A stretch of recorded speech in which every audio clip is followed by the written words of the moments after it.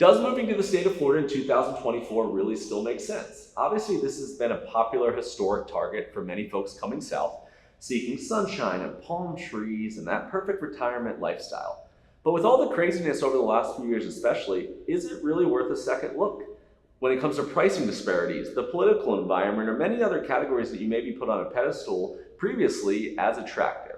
Well, that's exactly what I would like to look at in today's video. We're gonna have a kind of a cool style. We're gonna go back and forth on economics and quality of life as our main hitters and talk about things like the perspective of the state you're exiting, the percentage of the year that you can really use outdoor recreation and the value you should place on that, hindsight, foresight, buyer leverage, new home incentives, and everything in between. Hope you enjoyed that. If you do and you resonate with anything in today's video, make sure you grab our brand new Southwest Florida Relocation flip book. It is in the description box below. It's completely free. My name is Adam Hancock. This is the Florida Relocation Guide, and let's get started. All right, let's kick things off with the always fun one of pricing and general cost of living. So we will start off with a bang and one of the biggest kind of hot button issues at the moment. And this point for me is about perspective. If you're looking at, is Florida still worth it? Well, the first thing I need to know is who are you and where you're coming from? Because Florida's not in a vacuum. And for the most part, historically, this has been a positive thing, is that it doesn't matter how expensive Florida is, or does it matter how expensive Florida is versus what you pay now and what you're familiar with? That is the game. Florida's not affordable. It has perspective affordability versus what you're doing. And then there's micro levels of, you're not just looking in the whole state of Florida, you're looking in certain markets. So there's ebbs and flows of all of it. But in my experience, our net migration states are based, not limited to, but New Jersey, New York, Illinois, we are very heavy in like the Maryland, Washington, D.C. area, very heavy in Canada, bigger in California, Washington State now, Nevada, people that go to Arizona and say, well, I didn't go far enough and go on to Florida. And a lot of people's position is that it's way more expensive there than here, even with the market getting kind of wild in the state of Florida. So that's the first thing I would look at, right? The benefit you have going for you is potentially how crappy the cost is where you're coming from. And then this isn't just the price of the house. This is the price of everything. This is the net. This is what you can sell yours for, bring that liquidity, come down here, and what does it cost for everything you're doing? The total cost of living, including the taxes, including if you own a business, the business incentives, all that kind of stuff. That is the first thing I would go after just with a broad brush that I think would be meaningful when it comes to economics. So Adam, usually what you talk about is the data and the statistics, and that's why all of your viewers love you. My clients that come from our videos, when they talk to me, they love all the free information that you provide through the website. And the data and the dollars are the tangible things and the things that you can talk about statistically, and they're very tangible and comparative. What I'm talking about are the things that are not tangible. I'm talking about the quality of life issues and some of the real reasons that people ultimately select Florida as where they want to live. And a lot of that has to do with the outdoor lifestyle. So I jokingly refer to Florida as vacation land. And it truly is. I live in a place where people pay good money to get on a plane and fly to Florida to have the things that I enjoy 365 days a year. And it is a joyful existence living in Florida. I got to say, is it hot in the summer? Yes, it is. Can we get a hurricane? Yes, we can. But other than those little glitches, it's pretty wonderful. And so when I think just of lifestyle, first of all, it's a healthier lifestyle because you can really get outside much more frequently here than in most parts of the country, whether you're a walker or a runner. In my case, I love to fish. I scuba dive. I free dive. So I can do all the things that make me happy and are also healthy sports. These are outdoor activities that are good for you. So I think the health aspect, the joy aspect is good for your mental health. I go outside, I look at palm trees and these amazing birds that walk around that look like ostriches. And it's not something that you see in New Jersey, I guarantee you that. But I think the outdoor lifestyle and the fact that we have access to this beautiful outdoor activity, resort style amenities, all these types of things that you find in these communities, it's pretty unique to this part of Florida, I think, and truly one of the main reasons that I think people will ultimately select living in Florida.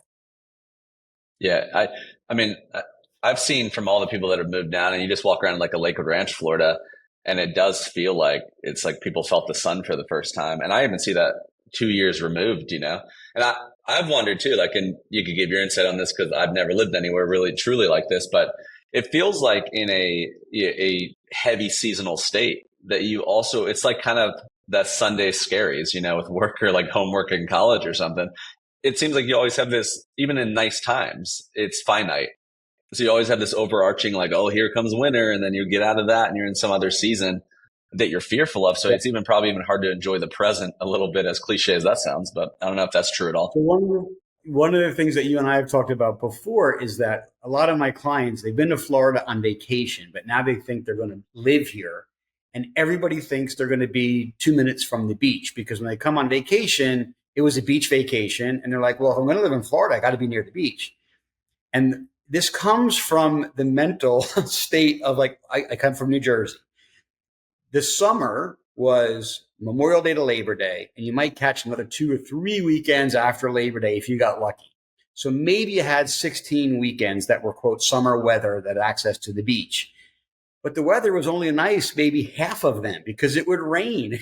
Sometimes it would rain for a week, or it would be just lousy out. You couldn't go to the beach. So now you had 8 weekends or 7 weekends or 6 weekends. So if the weather was going to be nice on a weekend at the Jersey Shore, you had to go to the beach because it was so finite. And what I tell clients when they come to Florida is that this sense of urgency goes away. The beach is there 350 days a year. You can probably go to the beach and it's going to be a great day for the beach. So I live 40 minutes, 45 minutes from Anna Maria Island. I go to the beach all the time. The drive is not particularly far. It's just a little slow because when you get out to the bridges and into the key, like it's 25 miles an hour as you're driving through AMI to go to towards Bean Point, which is where I like to go. And so it takes me 15 minutes to go 3 miles on Anna Maria Island. It's not a hardship. I'm not sitting on the parkway or the turnpike in smog and bumper to bumper traffic. It's just a slow drive, but I'm looking at the water. I'm looking at palm trees.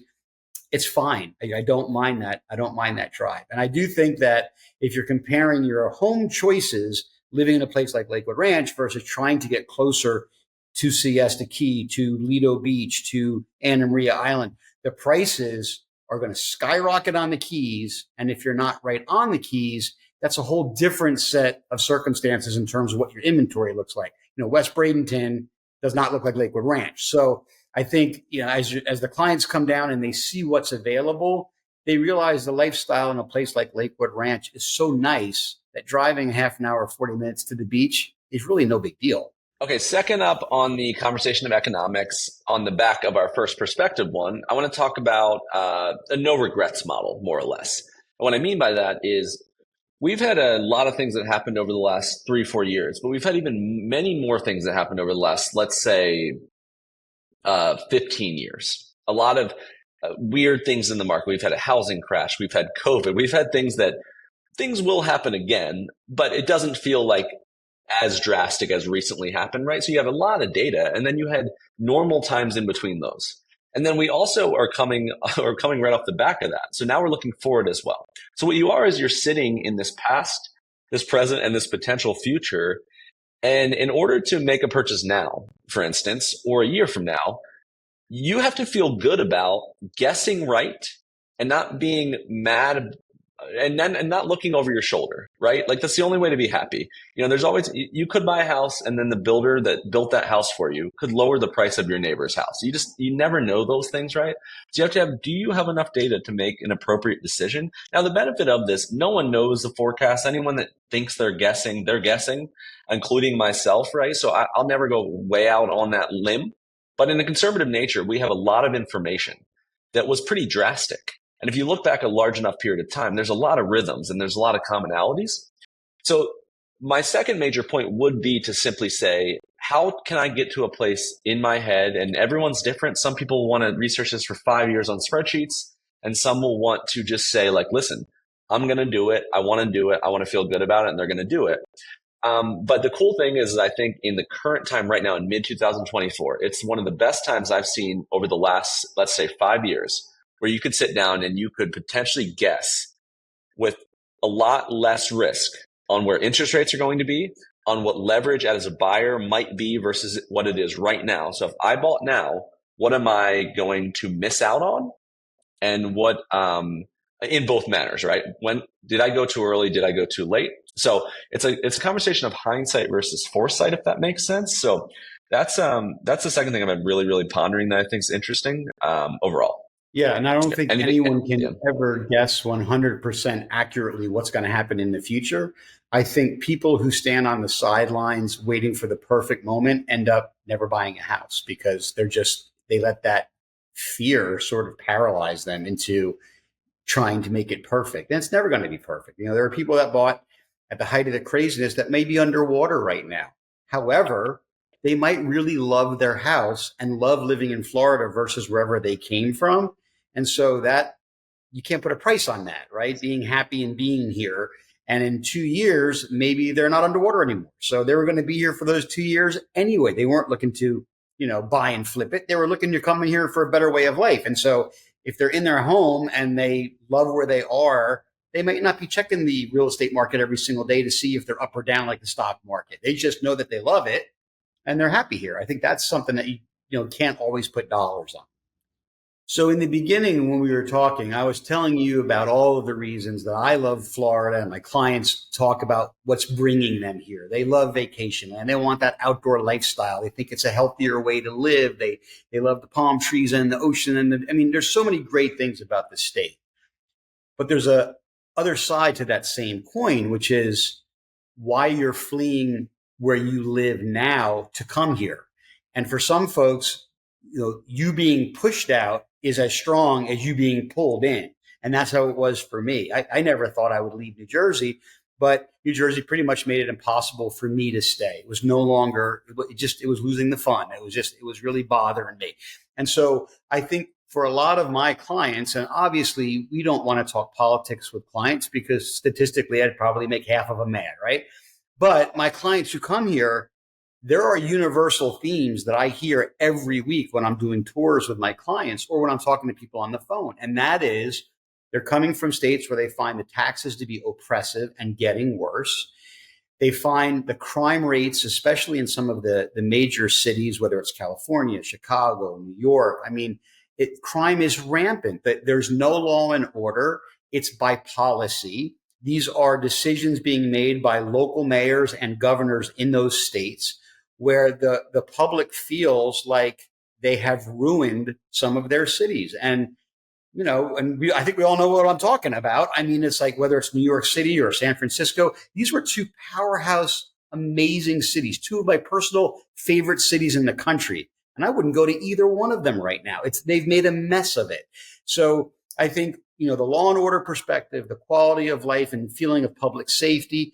And another one I hear over and over again is school curriculum. I deal with families that are coming down here and they feel like they don't want to send their kids to public schools in California or some of these other places where the agenda in the school programs, they're not talking English and math and science. They're talking about things that these folks don't think belongs in the classroom.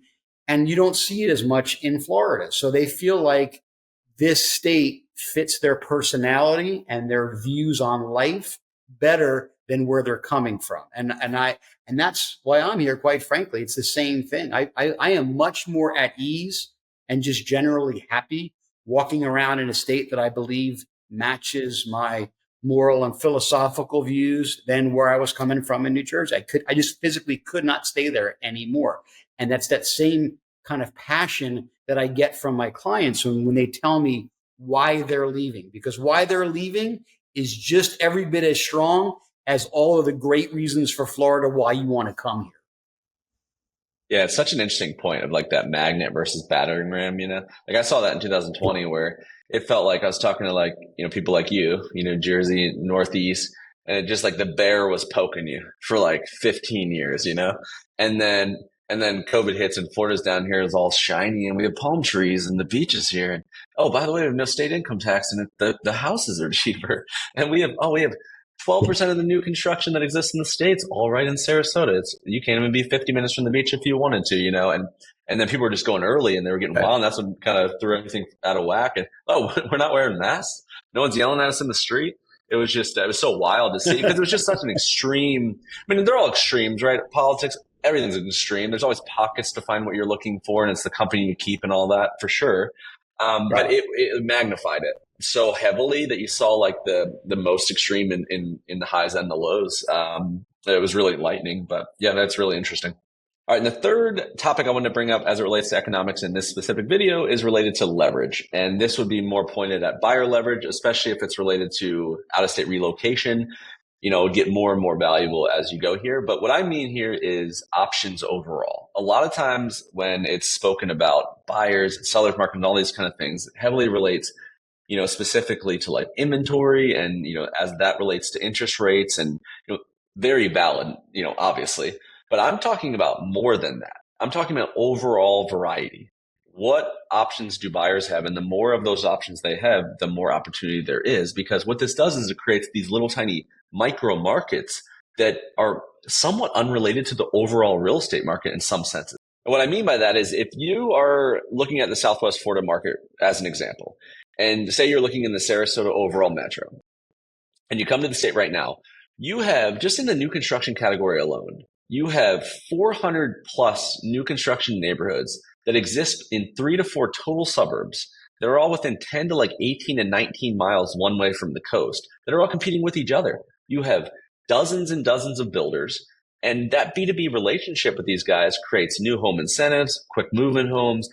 They're buying down rates. They're doing all these kind of things that if you say like, okay, the overall real estate doom and gloom does matter, and the news does relate to the macro market for sure. But does it relate to the one specific neighborhood in the one town that you're looking in against your own personal financial and quality of life situation? That's where it becomes really interesting because a lot of that hysteria doesn't apply to most people. Like they're buying one house at a time. You know what I'm saying? Like it just really doesn't. So I think this is one of the most interesting times I've seen in a decade in what a buyer can do because of both the fatigue that just happened and these guys worried about overbuilding and inventory increasing a little bit and sellers still being a little weird about that kind of thing. So you got resales now affecting new homes and vice versa, and a buyer coming into the market fresh. If they can look at it and they can say, I'm not just pausing because I'm tired. They can just say like, listen, I'm going to do something when it makes sense. And if it makes sense now, great. If it makes sense in December, fantastic. If it makes sense in 2025, that's completely fine.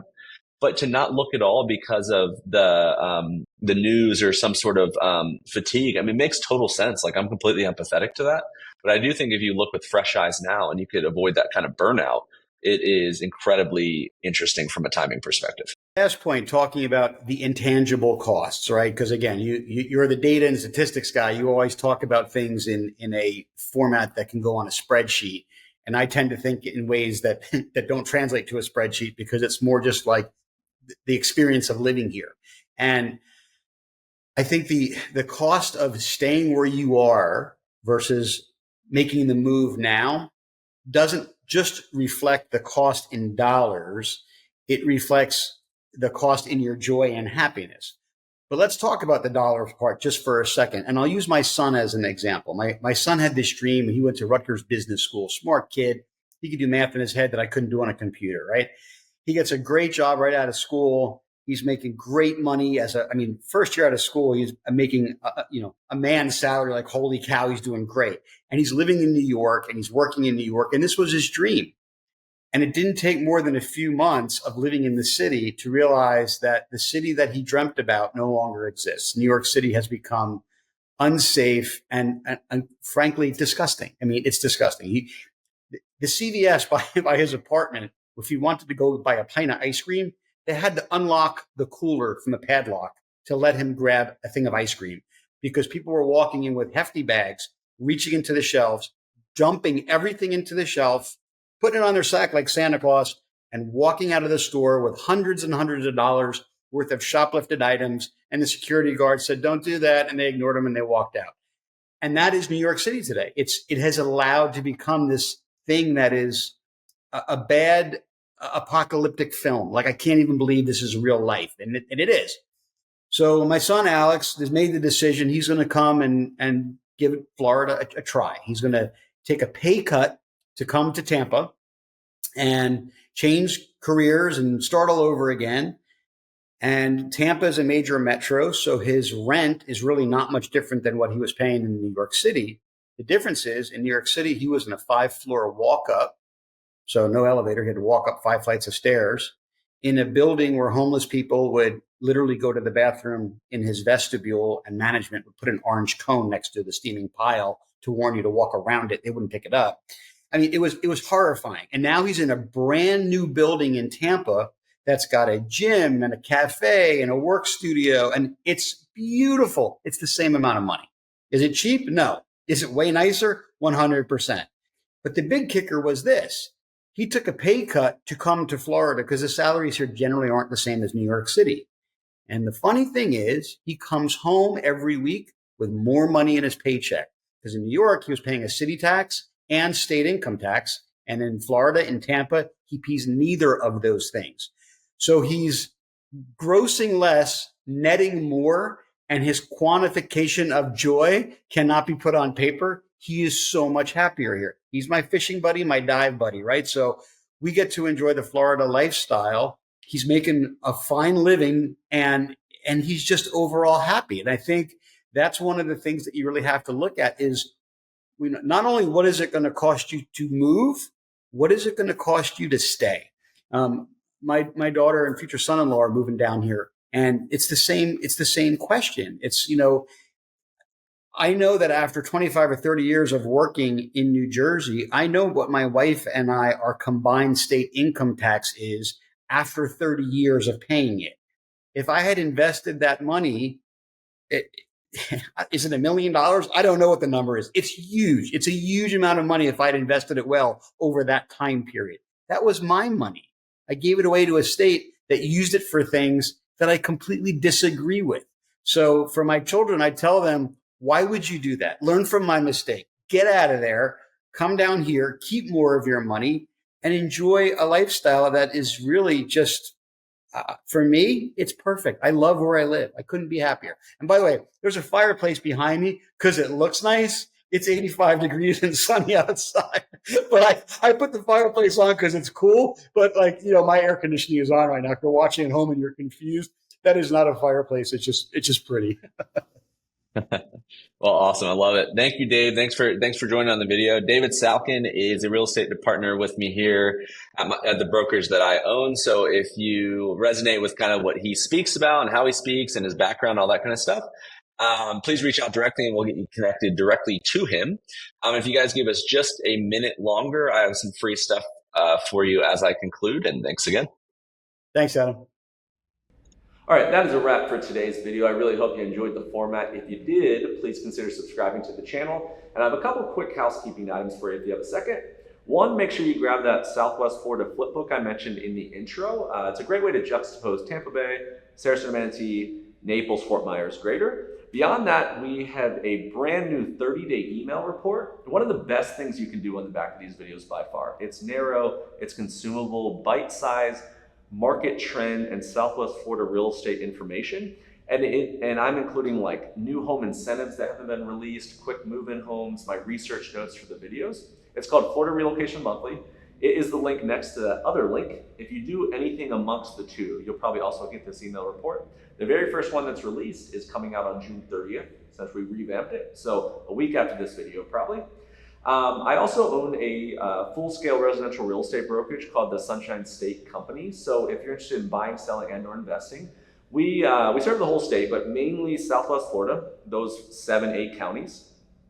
And we heavily focus on relocation and new construction, everything else as well. But relocation, new construction, investment, economics driven, and a really unique team that is collaborative with this kind of video methodology that I'm putting out there. So anyway, I will wrap this here. I hope you guys enjoyed it. Thank you so much for taking a little bit of your precious time to consume my content. We'll see you on the next one.